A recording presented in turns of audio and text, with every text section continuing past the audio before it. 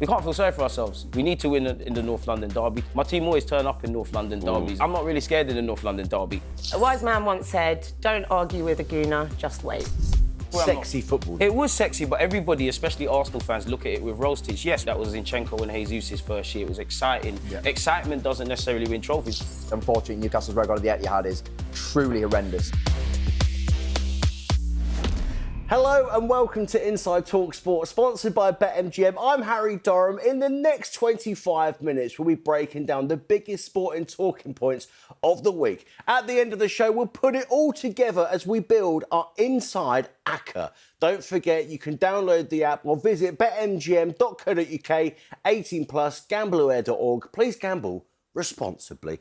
Joining us today, we've got CJ the Deluded Gooner, presenter and DJ for Spurs women, Jess, Iszatt, and broadcaster and Newcastle fan, Jack Cunningham. Right, CJ, we kick off with this every single week. This is twice that you've been on the show now, mate. I mean, I love kicking off with Arsenal every single week.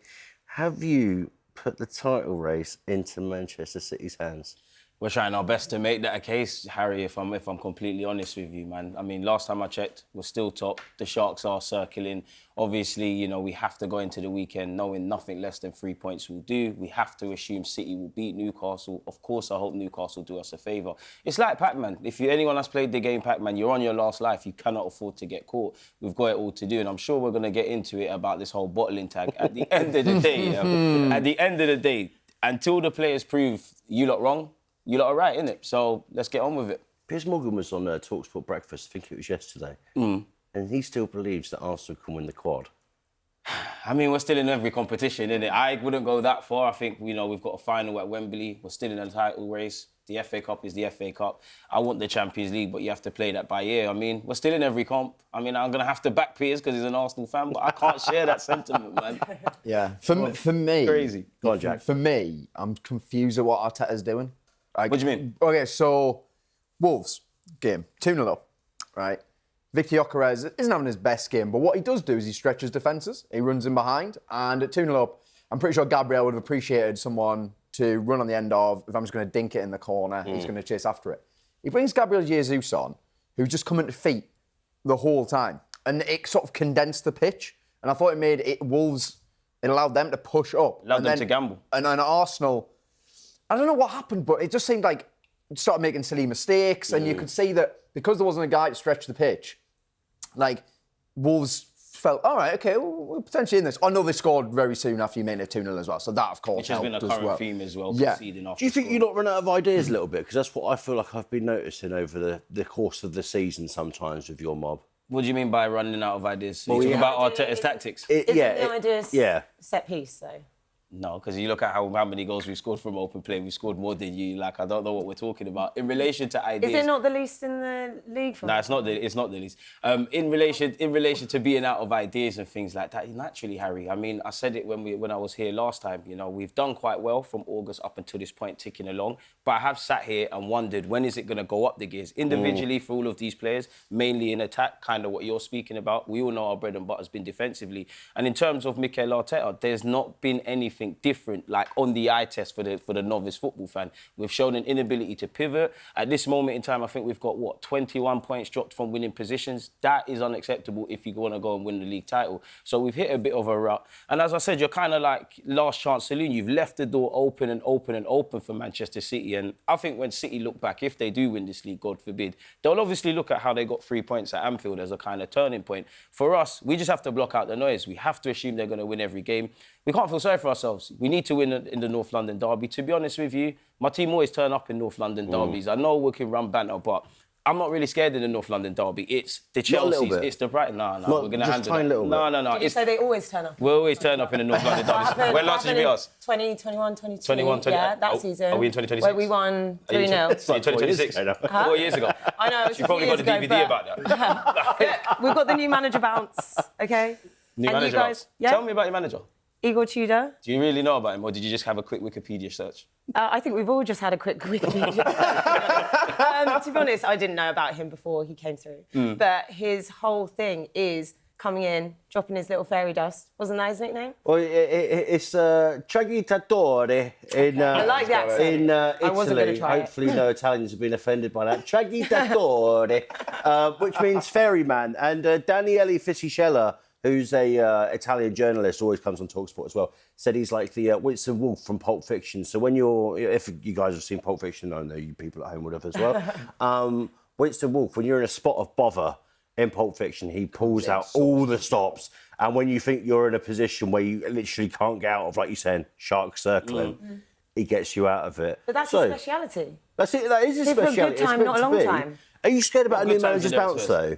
No, not really. Because Not when it is comes such to- a thing. It doesn't matter if it's The only Premier things League that or the just only world things that football. would scare me in relation to Spurs or this new manager bounce isn't the fact that they've got a new manager. They've had 12 days to prepare. Obviously, where Spurs are at, you're fighting. You're not going to get relegated, but you're fighting relegation. You've been quite poor. They need to go back to basics. He's had 12 days to get these boys in, kind of see where their headspace is at, and Xavi kind of. Simmons famously saying no to a 5-day holiday. So Yeah, that even stuff like that. prepare. Yeah, so it's kind of that's commitment, though, no? preparation Yeah, that's more than a commitment. potential new manager bounce. Now, obviously, there's an element of the unknown. You go and look at Igor Tudor. He's played a back four. He's played a back three. He is known as a bit of a firefighter. I think statistically, he's a bit of a short-term manager, something like 38 to 48 games. So naturally, it's the element of the unknown. Thomas Frank, we've kind of got his number. So apart from that, I'm not really scared. The players will rise to the occasion. Apart from all of those things that you've just said. No, that's just common sense. Looking at you like Little that. Van der Ven turnover, Who? straight through the middle. Who? Yeah? Who? Man like We'll Mickey show Mouse. you on Sunday. Okay, listen. Jess, how Bookmark are you this. feeling coming into this as well? Because Arsenal's record has been decent at Yes. your place. I mean, everyone's record. Got 99 Everyone's points. record Tottenham against Hotspur us. Stadium has been pretty decent. But how are you feeling coming into this one? Because I think it's 3 years since the last time you beat Arsenal at the Tottenham Hotspur Stadium. Look, in the Spurs camp, I can't lie, there's been few and far between joys on our pitch. Again, I'm going to say new manager bounce is a thing. What do you mean? Drawing, beating us, what? In my heart, Eze on the bench and us The eyes with don't lie. a few Go on. So do you shots. fully reckon, But then- do you believe you're actually going to derail Arsenal's season? It's always taken a bit of a hiccup at Wolves in the week, but do you think that you could potentially, it's a long way to go, but potential icing before the cherry? Look, a wise man once said, don't argue with a gooner, just wait. I think Okay. Who said that? there'll be renewed energy. There'll be renewed energy in the Tottenham Hotspur Stadium. Definitely. Oh, 100%. You know what I mean? Like, it's been a grim place for Spurs to play football this season. 2 home wins in the Premier League is shocking. Well, we've all seen for that a team recent who are a Ange Big interview. Six club. We've all Yeah. seen that recent Ange interview, and the main issue is we've had manager after manager after manager after manager, and the main issue is the attitude. So if we can switch that around, like we've got, And that we you're do not a have, big club. Let's not forget that from his interview. Big club. we've got European. Yeah, he do actually put the club Come in the on. ground. We literally a do. little bit. I can't tell you. Like, Well, it yeah. was- Where's your prem? Put your prem on the table. If it was a last buried trophy life that you match won, in Put your prem on the WWE. table. Yeah, was a few years ago, and you had no one in the stadium. know it's rude to all ask you, yeah, because how there was old no are you? one watching, and How old you are you? celebrated in your bus. How old are you?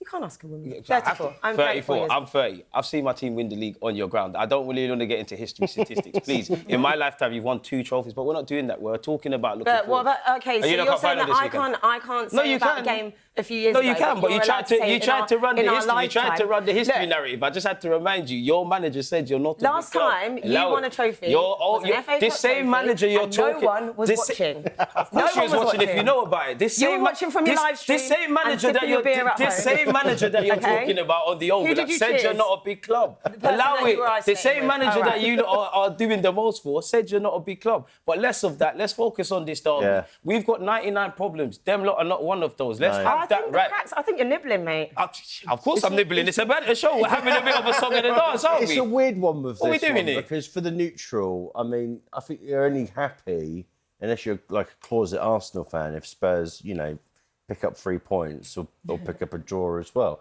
I don't think any neutral, and Jack, I want to get your opinion on this, with you being a Newcastle fan, me being a Fulham fan.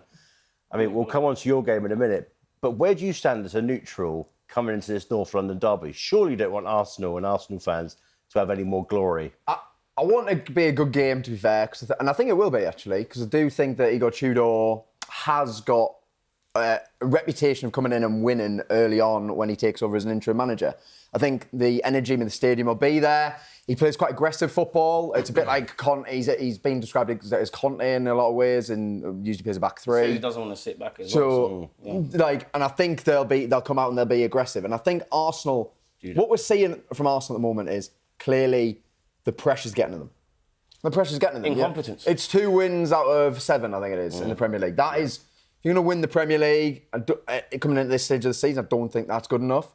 And I think a lot of it, for me, actually comes down to Arteta. And a lot of it, I think, he's not using the players he's got at his disposal properly. I think not doing anything different. Kai Havertz being injured is a massive issue as well, because the 2 games they won... sick note. Like, whenever he's back for 1 week, he's out for then another. Well, the 2 games they won comfortably, he played. Yeah. You know, and they won. Yeah, but you can't get longevity out of him. No, That's I know. what I'm trying to say. That's exactly. Ran him into the ground. So that is a problem. And then Eze, very, very odd. 4 goals this season, hat-trick in the North London derby. So I think already a cult hero just for that. But overall, it's not happening for him. Yeah. And I think it's because he's getting lost in the middle of the pitch. I would think that they're going to get the most out of him if they're moving to the left-hand side, right? Because Martinelli and Trossard are not it. Martinelli has not been it for a while. He's just like a Brazilian road runner. He's a super sub, and this is the problem. Yeah. When Martinelli starts, it's like a deer in the headlights. Exactly. He actually, our last game against Wolves, first half an hour, somewhat decent. Other than that, it was completely horrible. And that's where I agree with you. It's like Mikel Arteta at times, it feels like he has to be forced to change things. You mentioned Kai Havertz. I'm not a fan of Kai Havertz in midfield, but purely because of this season and what we're in, Kai Havertz and Gyökeres, we was getting a tune out of them. Yeah. Ironically, I did like Saka within the 10, but it does feel like the manager... He doesn't really want to deviate away from his framework. And I said it the last time I was here. It's like, we've been a good team. If we want to be a great team has to do things they haven't done before. That goes for the gaffer, that goes for the players. So when you mix in the manager's inability at the moment or reluctance to change, the players not really checking their temperature. I mean, it's cliche, but we sit here and say every game's a difficult game. Cool, there's no excuses for going 2 goals up against Wolves and actually not winning, guys. Well, if you think about what game plan has to be on Sunday, it has to be handbrake off, surely. You can't. Box smart. I honestly, I know points are point. 3 points, obviously, the best is a win. But Box smart. it has to be handbrake off, surely. We just need 3 points, box smart. I want Spurs to come out and be bullish. Rightly so. They've got a new manager. Their stadium's probably going to be buzzing. They wanted Frank out. I want them to come and make it a fight. One thing we've been praying for as Arsenal fans is for teams to open up. The now issue is, going back to Wolves, is game management. That's where I move it on away from Mikel Arteta and the players. You're the ones out there. I'm quite frankly getting sick and tired of So you put more blame on for the Wolves game? No, they're both. Everybody's in it. You think it was equal, No, both of everybody's in it. Mikel Arteta cannot be alleviated from any kind of smoke for that. Again, you could see it. You could see you've ran Timber into the ground. You could see the issues with Zubimendi. You mentioned Martinelli, I make you right. I mean, Saka's limping every 5 minutes. Saka's come back from an injury, and Saka even played 45 minutes against Wigan. He definitely needed to come off a lot sooner. So that's where I make... But are these your excuses for the Wolves game? No, this is genuinely what happened. I just said there's no excuses. We went 2 goals up against the bottom team, and actually we struggled against them. We kind of had the similar talking points at the Emirates. So do you think it's down to Arteta's game management in a way? The whole team's game management. The whole team's game management. Mikel Arteta needed to be proactive. The players are the ones out there. They're all street smart. They're all old enough and ugly enough and experienced enough to know you've gone 2-0 up in the Premier League. As cliche as it is, nothing's given. Every game's a cup final. You need to go and win. You've gone 2 goals up and you've drawn. That's unacceptable. You look at the goal conceded, both goals conceded, and the overall temperature, taking the sting out of games, having an indifferent first half, starting the second half and being decent. And I genuinely feel, if you've been watching Arsenal, there's frustrations with the Wolves game, but you're kind of watching the same old story. Like, we've seen that, especially away from home. That happened against Sunderland, that happened against Aston Villa, that actually kind of happened in the Liverpool game where Szoboszlai scored the screamer. So it needs to be less... We just need to be a bit more... have an ability to pivot. Is it an obsession over control? 100%. Like, do you know what I mean? Like, so when I think about Arsenal a couple of seasons ago, they were brilliant to watch. Yeah. Really, really fun to watch. They were really like, entertaining. 2022, Was it 16 out of 18 at the end of the season? Yeah. That was 23, 24, so probably the season after we had that exciting football. So, 23, 24 when it was going to Anfield and it was the 2-2 and you went to West Ham, was that the season before? No, that was the season before. I think that was one of your best. That was one Yeah, of but your everybody looks greatest at that with rose tints, and that's it was where I'm not- sexy football then. It was sexy, but everybody, especially Arsenal fans, look at it with rose tints. Yes, we played great football. I think that was Zinchenko and Jesus' first year. It was exciting. Yeah. Excitement doesn't necessarily win trophies. What people forget is, like, if we blitzed the team in the first half, the second half was on knife edge. You saw Ramsdale probably on Match of the Day, week in, week out, making great saves. So now what? I see Ramsdale every week now. Yeah. I don't actually because Pope's in goal. Yeah, exactly. So, like, as I was saying, that's not an issue, innit? Like, we needed to be better defensively, which brings us into the 23-24 season, which you obviously referred to, where Kai Havertz and whatnot ran it to the last day of the season. My thing is this. Arteta has shown me he's played attacking football. He's shown me he can do it. There's just a reluctance to do it, which is what you're saying, controlling. And when you're trying to control everything, you're going to control very little. Really. That's what I think. I think it's almost like it's like safety first a lot of the time. And I think it is just that obsession. That's definitely what you saw at the Wolves game. It is just that obsession with he wants to, and that's why. By the way, that's why he's made Arsenal so good. That's why you've got us to this point. But to get over the line, but now something else. It's like you're at the point where sometimes you maybe just got to trust the players on the pitch to actually like do what they like. Again, I think Ez is the perfect example. I just don't think he's being played freely. No. I'm not going to necessarily go down the Jack Grealish comparison yet, but I will do eventually. But it feels like he's been shackled a little bit, and I do think genuinely Arsenal would become an unbelievable team if they move him out on the left-hand side, like Crystal Palace played him. Yeah. Because their left-hand side, I mean, I'm sorry, would you not have Anthony Gordon and Harvey Barnes over Trossard and Martinelli? They're all medium, if I'm honest with you. Yeah, but if Harvey Barnes can stay fit, then yes. Yeah, that's why I'm at that level of like, I look at Newcastle's left wingers, I would take both of them over Arsenal's left wingers. We'll come on to Newcastle now, actually. So you've actually segued me quite nice, Jack. There you go, son.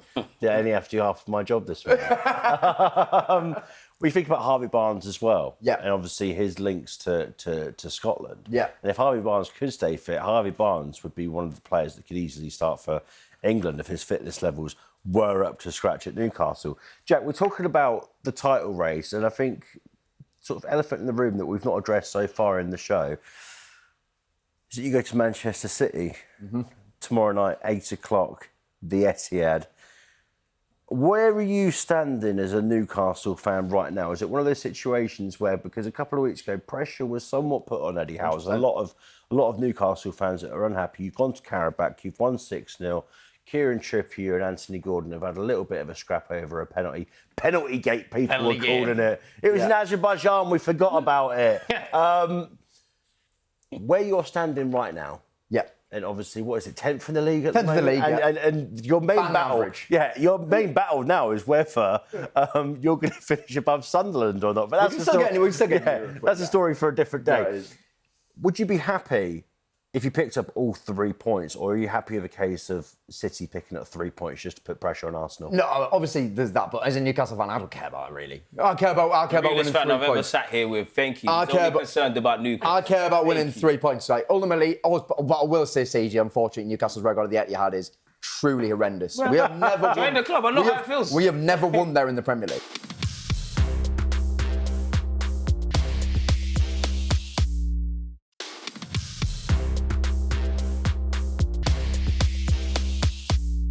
At the Sports Bar this week on talkSPORT, Jamie O'Hara and Jermaine Pennant, the big debate. John Terry versus Virgil van Dijk. Who's better? Really, really interesting. Now, I did have a look at the stats. So Terry, 492 appearances, 41 goals in the Premier League. Van Dijk's on 27 goals. So the big difference for one in terms of appearances. Premier League titles, Terry won 5. He actually was involved in 4. I mean, the 5th one was under Conte, he played 9 games. I'm not really going to count that one. One thing, again, Terry won at 34, where he played every minute of every game. Van Dijk last season only missed 1 game. It's very, honestly, like, in terms of the statistics, it's really, really hard to tell. I'd probably just go for Terry. Because he was part of the best defence we've ever seen, that Chelsea side. As well, I mean, a team that concedes 15 goals in a season is a joke. Oh, it's ridiculous. And he was a part of that. Like, we'll talk about Arsenal. In fact, at the start of the season, everyone was saying that, Arsenal are going to break the 50. But it shows you it's actually impossible. You can't do that. That along with the Invincibles, is the best achievement in Premier League history. Could that Chelsea side do that in the present day then? That's a fair point. That's fair. Could they? Because I take nothing away from their record. It's amazing, but like, surely couldn't happen in the Well, President. I No think, matter how well, good if you think of the Premier League now, like, I think the bottom teams... Watch last night in Nottingham Forest. Went to Fenerbahce, battered them. Us against Look where Wolves. Forest are in the Premier League. They battered them. Yeah. The Premier League is now at a level where all of the teams could probably go into most European leagues and win comfortably most games. What are the like resources like for those bottom teams now compared to Much what more. they were then? Because more. that, I feel like that Much more. surely contributes, especially Bournemouth for are goals spending more and- than AC Yeah. Milan, you're right. Would they be able Like, to deal with the style of play as well, Jack, do you reckon? Do you reckon they'll be able to deal with the style of play currently right now? We know that John Terry and Cavalier could both ping a long ball. Yeah. Looking at Van Dijk as well, but Van Dijk could do that. But in the sense of the high press nature of the game right now, and the ball is Terry did played like more a with the highlight. brain and the feet as well. Rather, if you watch Interesting, Terry had love playing Brentford. it'd be great at us as well. it always Yeah, just, Arsenal, it love always that. just surrounds on Twitter. It was like Arsenal versus Chelsea in like 2005, and it's constantly just like long ball and heading it back and forwards. There's no, Yeah. the ball isn't on the floor at any point during the game. So do you reckon that they had actually? Because John Terry wasn't the quickest player of all time, but would John Terry be able to do the pace of the game now? Do you reckon? It's difficult because then you could flip the question and say, obviously, you got away with a lot less back then with strikers. Could Van Dijk cope with that kind of thing? I'm of the belief, like, if you're a great player now, you genuinely could have played then. If you was a great player then, you can play now. You've still got all of that kind of stuff. It's a horrible question, It is, man. yeah. It's a 'Cause horrible I think one. strikers were probably better then when Terry's playing. You know, 100%. Terry's playing against some of the best Serious strikers guys. we've ever seen. I think the striker quality in the Premier League now is not at the level it was. No. One thing I'll always never have Van Dijk go for is that thing not being dribbled past nonsense. Yeah, Because yeah, last season I watched Alexander Iszatt push the ball past him and smash it in the top corner. Oh, it's not dribbled past though. Well, you just beat him in and blast it in the Pointless top stats, corner. man. That is Pointless stats. absolute nonsense. I think Van Dijk's having a drop off this season, but it's going to happen. But I think when you look back on it, when he retires, when he leaves Liverpool, He's a he legend. will be one of the best centre-backs we've ever seen in the He Premier League. is, There's he no- is. Before we get your accas, quickly, Terry? What? Yeah, Terry just. I'm going to say right now, who I'd have in my team. Both at their I'm prime. going to say Van who's Dijk better? because I just feel like the game is so different now. And if I'm watching a game and I want someone in my team, I want someone who is that calm, cool, collected, sexy player that I want to look at. Sexy player. What do you player want to look on the ball. at? Oh, so we're not talking about silky skills. No, I'm not. I'm talking about his skills. He's nicer on the eye than got the aura, JT. he's got the And aura. I can He's got the appreciate a aura, good-looking man. And I don't know. I Aura want that cool, defendant. calm, collected in my back four, Leave it. back four, Right. 3 or 4. Deluded. Harry, it's a nasty question, man. Like, Don't mention Tony Adams because he's not in the debate. I mean, he's so. better than both. I'm having them both. For what it's worth, I'm having Rio Ferdinand over both of them. The splinters. Oh, you got to pick one.